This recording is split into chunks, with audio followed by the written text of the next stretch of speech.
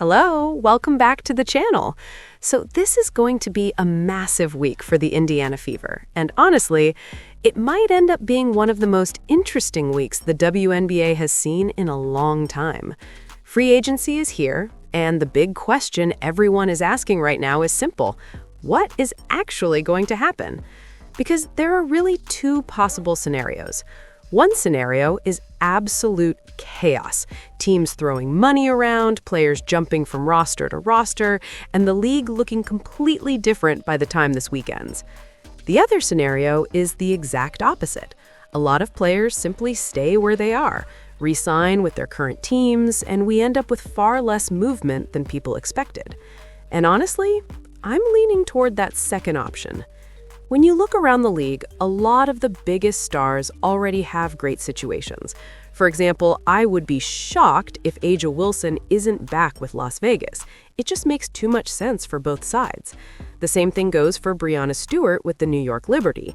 That partnership works, the team is competitive, and there's really no reason to blow that up. Then you look at players like Jonquel Jones and Sabrina Ionescu. I would expect both of them to remain right where they are as well. Maybe the contracts look a little different, maybe there are new incentives, maybe there are marketing deals or sponsorships attached to things, but the core idea is that most of the league's biggest stars probably stay put. But of course, the team we're really focusing on today is the Indiana Fever, because their situation is fascinating. Right now, the Fever have one of the most interesting cap situations in the entire league. And when you actually break it down, it's a little surprising. At the moment, they only have 3 players under contract. That's it, just 3. Those 3 players are Caitlin Clark, Aliyah Boston, and Mikayla Timpson. Now, obviously, those are 3 extremely important pieces, but it also means the Fever have a lot of work to do to build out the rest of the roster. When you combine the salaries of those 3 players, the total is just under $1.4 million. That leaves the Fever with a little over $5.6 million in cap space. And there's one important rule change that people need to remember here. Teams now have to carry 12 players on the roster. They can't just stop at 11 to save money anymore. The league has made it clear that every team needs to fill those roster spots. So Indiana isn't just trying to add a few pieces. They need to build a full roster around their core. Now, things start getting interesting when you talk about Aliyah Boston. Because due to the new CBA rules and because of her all-WNBA honors, she is eligible for a 3-year max extension. If she signs that extension, her salary jumps from around $574,000 to roughly $1.19 million this season. And that single move would dramatically change Indiana's salary structure. Then there's another major piece of the puzzle, Kelsey Mitchell. Most people around the league expect Mitchell to return to the Fever. She has been one of their most consistent scorers, and she fits well alongside Caitlin Clark in the backcourt. But if she does come back, she is eligible for a Supermax deal, and that deal would be around $1.4 million. So let's run through that scenario. If the Fever bring back Kelsey Mitchell at the Supermax, and if Aliyah Boston signs that max extension, suddenly the financial picture looks very different. You would have Caitlin Clark at about $528,000, Aliyah Boston at $1.19 million, Mikayla Timpson at around $277,000, and Kelsey Mitchell at $1.4 million. Altogether, that's roughly $3.4 million tied up in 4 players. Now remember, the salary cap is a little over $7 million. So once those 4 contracts are on the books, Indiana would have just over $3.6 million left to sign 8 more players. That averages out to about $450,000 per player.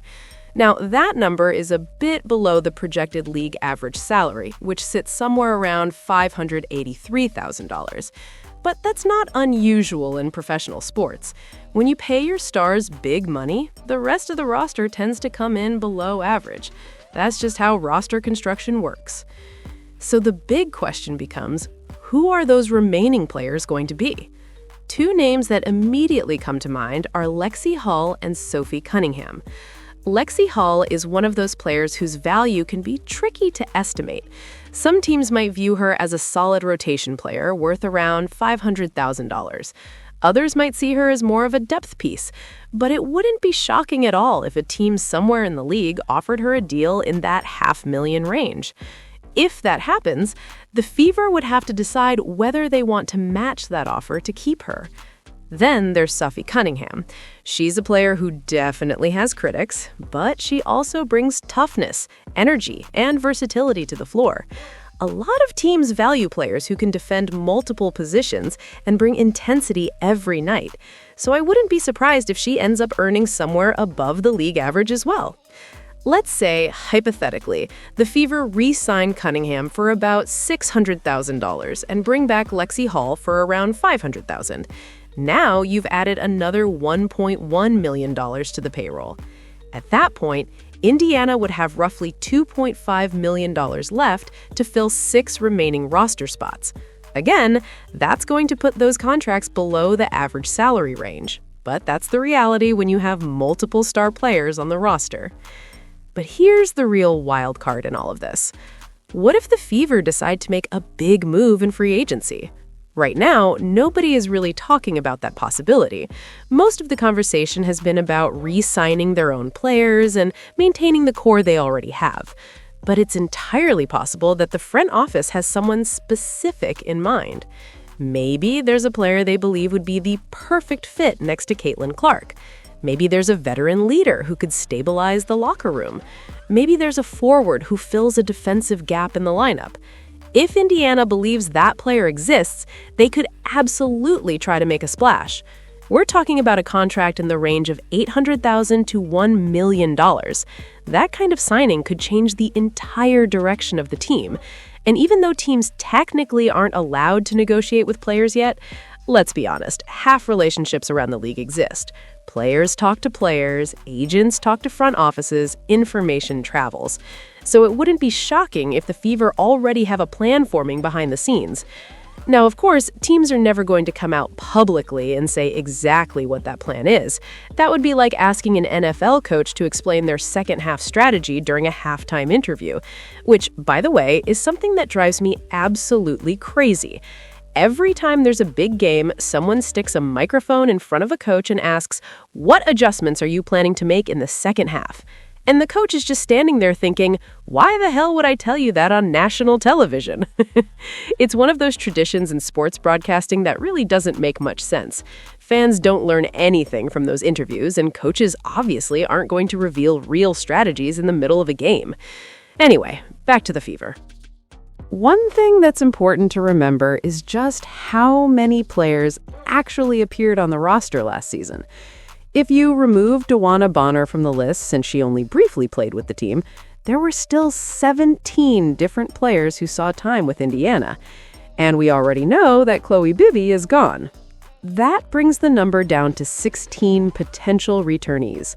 From that group, we already mentioned 4 players likely in the core: Caitlin Clark, Aaliyah Boston, Michaela Timpson, and Kelsey Mitchell. If Lexi Hall returns, that's 5.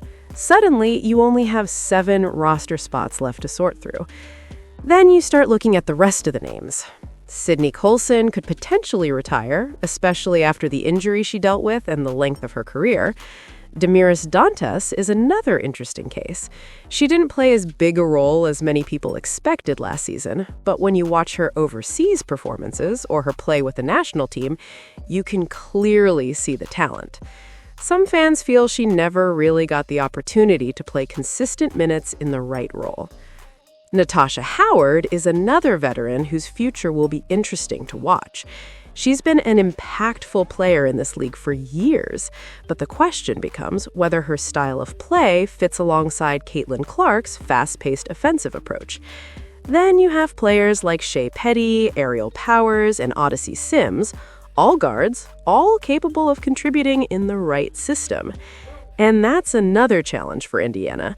There are a lot of guards on the list. Even Sophie Cunningham, who is technically listed as a guard, often ends up playing more like a small forward in the Fever's rotations. That positional overlap means the coaching staff will have to be very intentional about how they construct the roster.